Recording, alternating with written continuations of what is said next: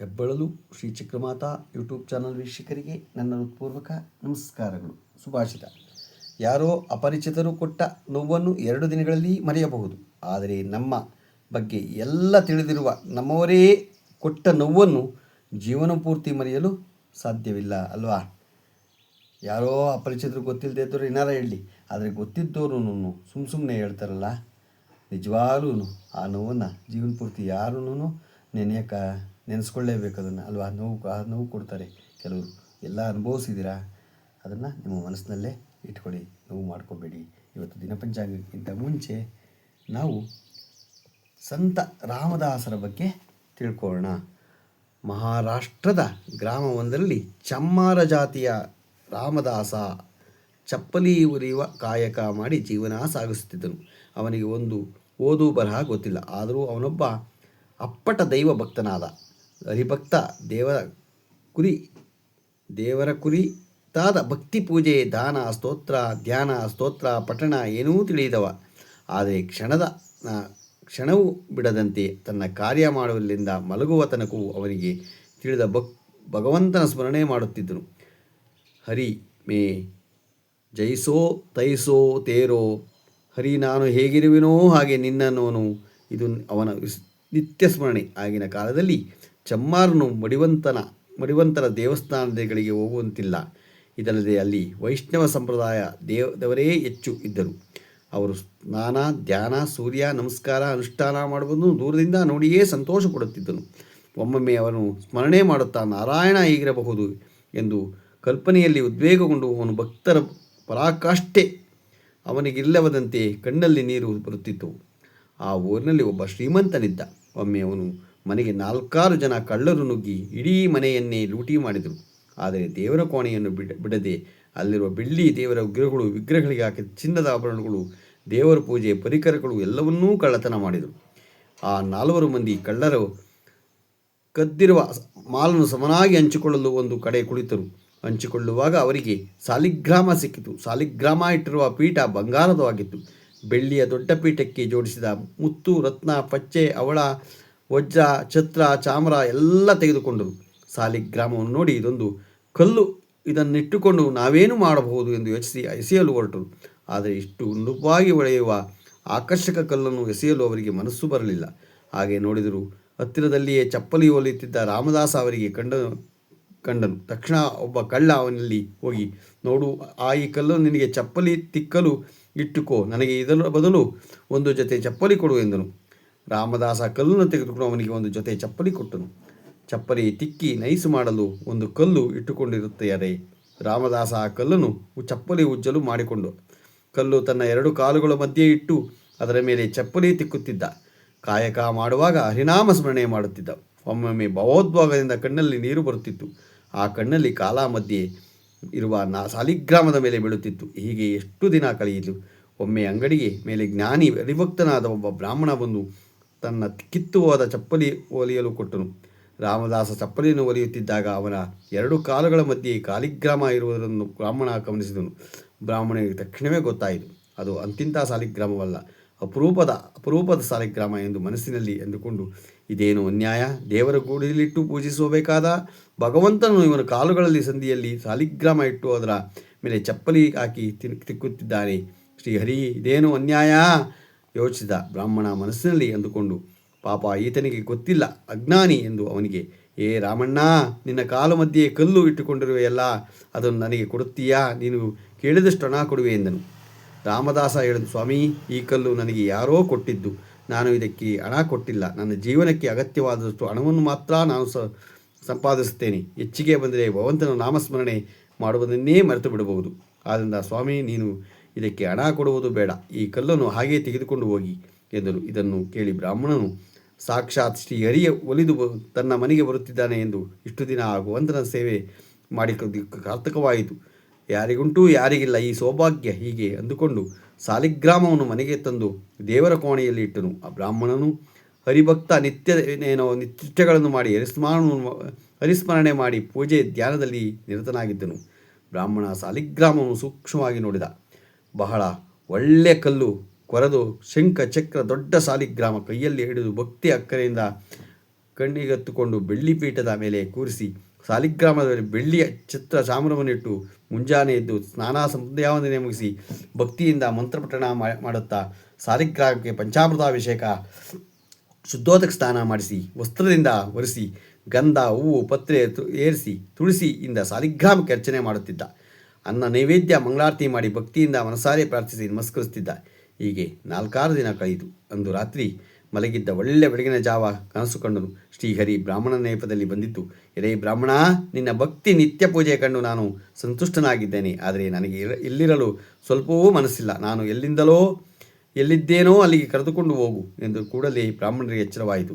ಬ್ರಾಹ್ಮಣನ ಮನೆ ಮನಃಪಟದಲ್ಲಿಗೆ ಗೋಚರಿಸಿತು. ಭಗವಂತನ ಅಲಂಕಾರ, ಪೂಜೆ, ಮಂತ್ರ ಪಠಣ, ಧ್ಯಾನ, ಮಡಿ ಮೈಲಿಗೆ ಎಂದು ಹಾರಾಡುತ್ತಾ ಮನೆಯಲ್ಲಿ ಮಾಡಿದ ಅನ್ನ ನಿವೇದನೆ ಹೀಗೆ ನಾನು ಮಾಡುವೆ. ನಾನು ಮಾಡುವುದೇ ಶ್ರೇಷ್ಠ ಎಂದು ಅಂದುಕೊಂಡಿದ್ದ. ಅದೆಲ್ಲವನ್ನೂ ನನ್ನ ಭ್ರಮೆ ಎನ್ನುವುದಕ್ಕಿಂತ ಮುಖ್ಯವಾಗಿ ಭಗವಂತನಿಗೆ ನಿಷ್ಕಲವಾದ ಭಕ್ತಿ ಬೇಕು. ಅಂದು ಚಪ್ಪಲಿ ಒಲಿಯುವ ಆದರೇನು, ಮಾಂಸ ಮಾರುವುದಾದರೇನು. ಇಲ್ಲಿ ತನಕ ಈ ಸಾರಿ ಗ್ರಾಮ ಇದ್ದಿದ್ದು ಚಮ್ಮಾರ ರಾಮದಾಸರ ಮನೆಯಲ್ಲಿ.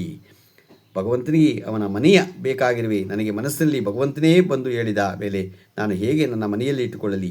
ಶ್ರೀಹರಿಯ ಇಚ್ಛೆ ಏನಿದೆಯೋ ಬಲ್ಲವರಾರು ಎಂದು ಮರುದಿನವೇ ಸಾಲಿಗ್ರಾಮವನ್ನು ತೆಗೆದುಕೊಂಡು ಹೋಗಿ ರಾಮದಾಸನಿಗೆ ಕೊಟ್ಟು ಅದರ ಮಹಿಮೆಯನ್ನು ಅವನಿಗೆ ತಿಳಿಸುತ್ತಾ ಆ ಸಾಲಿಗ್ರಾಮ ಭಗವಂತನ ರೂಪವೆಂದು ಶ್ರೀಹರಿ ತನ್ನ ಕನಸಿನಲ್ಲಿ ಬಂದು ಹೇಳಿದ್ದನ್ನು ಸವಿಸ್ತಾರವಾಗಿ ಹೇಳಿದನು.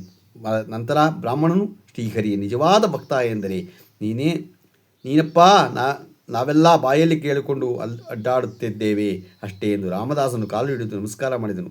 ರಾಮದಾಸ ತನ್ನ ಕಾಲನ್ನು ಹಿಂತೆಗೆದುಕೊಂಡು, ಸ್ವಾಮಿ, ನೀವೆಲ್ಲಿ ನಾನೆಲ್ಲಿ, ನನ್ನಂತಹ ಕಾಲವನ್ನು ಮುಟ್ಟಬೇಡಿ ಎಂದನು. ರಾಮದಾಸ, ನೀನು ಜಾತಿಯಲ್ಲಿ ಚಮ್ಮಾರನಾಗಿರಬಹುದು, ಆದರೆ ನಿನ್ನ ನಿರ್ಮಲ ಭಕ್ತಿ, ಪ್ರೀತಿ, ಸ್ಮರಣೆ ಭಗವಂತನಿಗೆ ಪ್ರಿಯವಾಗಿದೆ. ಬಯಸಿ ನಿನ್ನ ಜೊತೆ ಇರಲು ಅವನಾಗಿ ಬಂದಿರುವೆ. ನಿನ್ನ ಮೂಲಕ ನನಗೆ ಭಗವಂತನ ದರ್ಶನವಾಯಿತು. ಭಗವಂತನ ಇಚ್ಛೆಯಂತೆ ಅವನು ನಿನಗೆ ತಂದುಕೊಟ್ಟೆ. ನಿನಗೆ ಕಾರಣದಿಂದ ಭಗವಂತನ ದರ್ಶನವಾಗಿದೆ. ನೀನು ನನಗೆ ಗುರುವಾದೆ. ಭಗವಂತನಿಗೆ ಜಾತಿ, ಕುಲ ಮತ್ತು ಆಡಂಬರದ ಪೂಜೆ, ಆಟೋಪ ಘಂಟಾಘೋಷವಾಗಿ ಹೇಳುವ ಮಂತ್ರಗಳು ಯಾವುದೂ ಮುಖ್ಯವಲ್ಲ. ನಿನ್ನಂಥವರ ಪರಿಶುದ್ಧ ಭಕ್ತಿ ಮಾತ್ರ ಮಾಯಕವು. ಭಗವಂತನಿಗೆ ಪ್ರಿಯವಾದ ನೀನೇ ಧನ್ಯ ಎಂದು ಹೇಳಿ ಬ್ರಾಹ್ಮಣ ಹೊರಟು ಹೋದನು. ನಂತರ ರಾಮದಾಸನು ಸಾಲಿಗ್ರಾಮವನ್ನು ಕೈಲಿ ಹಿಡಿದುಕೊಂಡು, ಶ್ರೀಹರಿ, ನಾನಂಥ ಮೂರ್ಖ, ನಿನ್ನನ್ನು ಮಲಿನವಾದ ನನ್ನ ಕಾಲುಗಳ ಮಧ್ಯೆ ತೀರಿಸಿ ಚಪ್ಪಲಿ ಹಾಕಿ ತಿಕ್ಕಿದೆ. ನಾನು ಮಹಾಪಾಪಿ ಎಂದು ಮೂರ್ಖ, ನಾನೊಬ್ಬ ಅಜ್ಞಾನಿ. ನಿನಗೆ ಎಷ್ಟೊಂದು ಹಿಂಸೆ ಕೊಟ್ಟು ಭಗವಂತ ನೀನು ಹೇಗಿದ್ದೀಯೋ ಏನೋ ನಾನೊಂದು ನಿನ್ನನ್ನು ಭಗವಂತ ಎನ್ನುತ್ತಾರೆ. ನಾನು ಮಾಡಿದ ತಪ್ಪಿಗೆ ನಿನ್ನಲ್ಲಿ ಕ್ಷಮೆ ಕೇಳಬೇಕು. ಇಲ್ಲದೆ ನನ್ನನ್ನು ಕ್ಷಮಿಸಿಕೊಳ್ಳುವ, ನನ್ನನ್ನು ನಾನೇ ಕೊಂದುಕೊಳ್ಳುವೆ. ನೀನು ನನ್ನ ಮುಂದೆ ಬಾ ಎಂದು ಮಕ್ಕಳಂತೆ ಹಠ ಹಿಡಿದನು. ಪಟ್ಟು ಹಿಡಿದು ಕುಳಿತನು. ಭಗವಂತ ನೀನು ಕ್ಷಮಿಸುವ ತನಕ ಅಲ್ಲಿಂದ ಹೊರಡುವುದಿಲ್ಲ ಎಂದು ಕಣ್ಣೀರು ಹರಿಸಿ ಎಷ್ಟು ಹೊತ್ತು ಹಾಗೆಯೇ ಹೇಳುತ್ತಿರುವ ಗೊತ್ತಾಯಿತು. ಅವನ ಕಣ್ಣೀರು ಸಾಲಿಗ್ರಾಮದ ಮೇಲೆ ಬಿದ್ದ ಶ್ರೀಹರಿಗೆ ಕಣ್ಣೀರ ಅಭಿಷೇಕ ಆಯಿತು. ಚಮ್ಮಾರನ ಭಕ್ತಿಯ ಶಕ್ತಿಗೆ ಕರಗಿದ ಶ್ರೀಹರಿ ಬ್ರಾಹ್ಮಣ ವೇಷದಲ್ಲಿ ಅವನ ಮುಂದೆ ಬಂದು, ಏಕೆ ಹೇಳುವೆ ಎಂದು ಕೇಳಿದಾಗ ಚಮ್ಮಾರ ತಾನು ಮಾಡಿದ ತಪ್ಪನ್ನೆಲ್ಲ ಹೇಳಿ ಬಿಕ್ಕಿ ಹತ್ತನು. ಭಗವಂತನ ದರ್ಶನ ಕೊಟ್ಟು ಕ್ಷಮಿಸಿರುವ ಎಂದು ಹೇಳಿ ತನಕ ನಾನು ಅಲ್ಲಿಂದ ಹೇಳುವುದಿಲ್ಲ. ಇಷ್ಟು ಹೇಳುವುದಕ್ಕಿಂತ ಬ್ರಾಹ್ಮಣ ವೇಷದಲ್ಲಿ ಬಂದ ಶ್ರೀಹರಿ ಶಂಖ ಚಕ್ರ ಗದಾಧಾರಿಯಾಗಿ ರಾಮದಾಸನಿಗೆ ದರ್ಶನವನ್ನು ಕೊಟ್ಟನು. ನಿನಗೆ ಏನು ವರ ಬೇಕು ಕೇಳಿದಾಗ ಕೈಮುಗಿದು ರಾಮದಾಸ ಭಗವಂತನನ್ನು ಕಣ್ತುಂಬ ನೋಡಿ ಪ್ರಾರ್ಥಿಸಿ, ಭಗವಂತ, ನನಗೆ ಯಾವ ವರವೂ ಬೇಡ, ನೀನು ಕೊಟ್ಟಿರುವುದೇ ಬೇಕಾದಷ್ಟಿದೆ. ನೀನು ಕೊಡುವುದಾದರೆ ನಿನ್ನ ಮೇಲೆ ನನಗೆ ಇನ್ನು ಹೆಚ್ಚು ಭಕ್ತಿ ಇರುವಂತೆ ಮಾಡು ಎಂದು ಬೇಡಿದನು. ಭಗವಂತನ ಅನುಗ್ರಹ ದೊರೆತ ಮೇಲೆ ಕೇಳಬೇಕೋ ರಾಮದಾಸನಿಗೆ ಸಕಲ ಸೌಭಾಗ್ಯ ಸಂಪತ್ತು ದೊರೆತವು. ರಾಮದಾಸ ಮಾತ್ರ ಮೊದಲು ಹೇಗಿದ್ದನೋ ಹಾಗೆಯೇ ಬದುಕಿ ಬಾಳಿದನು. ಭಗವಂತನು ನಾಮಸ್ಮರಣೆ ಮಾಡುತ್ತಾ ಅವನ ಮೇಲೆ ಅನೇಕ ಗೀತೆಗಳು ರಚಿಸಿ ತಾನೇ ಹಾಡಿ ಕ್ಷೇತ್ರ ದರ್ಶನವನ್ನು ಮಾಡುತ್ತಾ ಮುಂದೆ ಹರಿಯ ಪಾದ ಸೇರಿದನು. ಹರಿಯ ಮನೆಯಂತೆ ಹರಿಯು ನೆನೆಯದಂಥ ನರಜನ್ಮ ಏಕೆ, ಹರಿಯು ಕೊಂಡಾಡಿದ ನಾಲಿಗೆ ಏಕೆ, ವೇದವನೋದದ ವಿಪ್ರ ತಾನೇಕೆ, ಕಾಳಗವನಿದೆಯದ ಕ್ಷತ್ರಿಯನೇಕೆ, ಕ್ರೋಧವ ಬಿಡುವ ಸನ್ಯಾಸಿ ತಾನೇಕೆ, ಆದರವಿಲ್ಲದ ಅಮೃತಾನ್ನವೇಕೆ, ಸತ್ಯ ಶೌಚವಿಲ್ಲದ ಆಚಾರವೇಕೆ, ನಿತ್ಯ ನೇಮವಿಲ್ಲದ ಜಪವೇಕೆ, ಭಕ್ತಿಲಿ ಮಾಡದ ಹರಿ ಪೂಜೆ ಏಕೆ, ಉತ್ತಮರಿಲ್ಲದ ಸಭೆಯಂ ತಾನೇಕೆ, ಅಳಿದುಳಿದು ಹೋಗುವ ಮಕ್ಕಳೇಕೆ, ತಿಳಿದು ಬುದ್ಧಿ ಹೇಳದ ಗುರುವೇಕೆ, ನಳಿನಾಭ ಶ್ರೀ ಪುರಂದರವಿಲ್ಲನ ಮೂರ್ತಿಯು ನೋಡದ ಕಂಗಳೇಕೆ ಅಂತ ಹೇಳ್ತಾರೆ. ಗೊತ್ತೈತೆ ಎಷ್ಟು ಚೆನ್ನಾಗಿದೆ ನೋಡಿ. ಹರಿಯ ನೆನೆಯದಂತ ನರ ಜನ್ಮವೇಕೆ, ಹರಿಯ ಕೊಂಡಾಡದ ನಾಲಿಗೆ ಏಕೆ,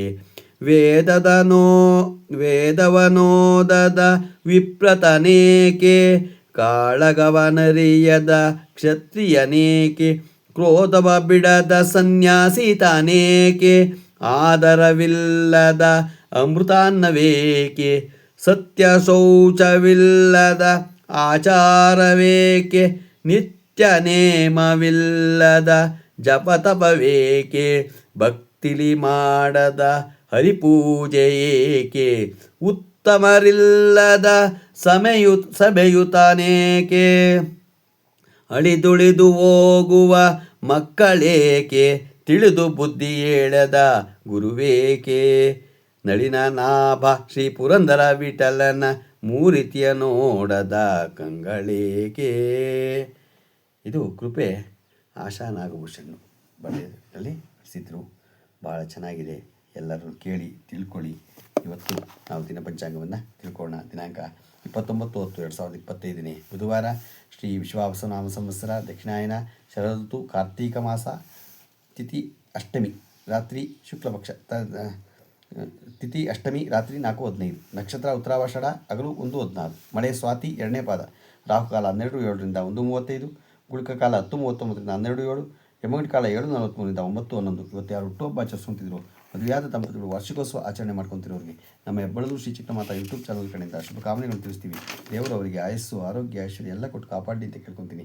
ನಮ್ಮ ಹೆಬ್ಬಳದು ಶ್ರೀ ಚಿಕ್ಕಮಾತಾ ಯೂಟ್ಯೂಬ್ ಚಾನಲ್ ಯಾರು ಸಬ್ಸ್ಕ್ರೈಬ್ ಆಗಲು ದಯಮಾಡಿ ಸಬ್ಸ್ಕ್ರೈಬ್ ಆಗಿ, ಲೈಕ್ ಕೊಡಿ. ಇದು ನಿಮ್ಮದೇ ಚಾನಲ್ ಆಗಿರೋದ್ರಿಂದ ನಮ್ಮ ಲಿಂಕನ್ನು ಬೇರೆ ಗ್ರೂಪ್ಗಳಿಗೆ ಫಾರ್ವರ್ಡ್ ಮಾಡಿ. ನಾವು ಯಾವುದೇ ತಪ್ಪಿದ್ರು ಇದರಲ್ಲಿ ನೀವು ನಮ್ಮ ಕಾಮೆಂಟ್ ಬಾಕ್ಸ್ಗೆ ಹಾಕಿದ್ರೆ ತಿದ್ದುಕೊಳ್ಳೋಕೆ ಅನುಕೂಲ ಆಗುತ್ತೆ. ನಮಸ್ಕಾರಗಳು.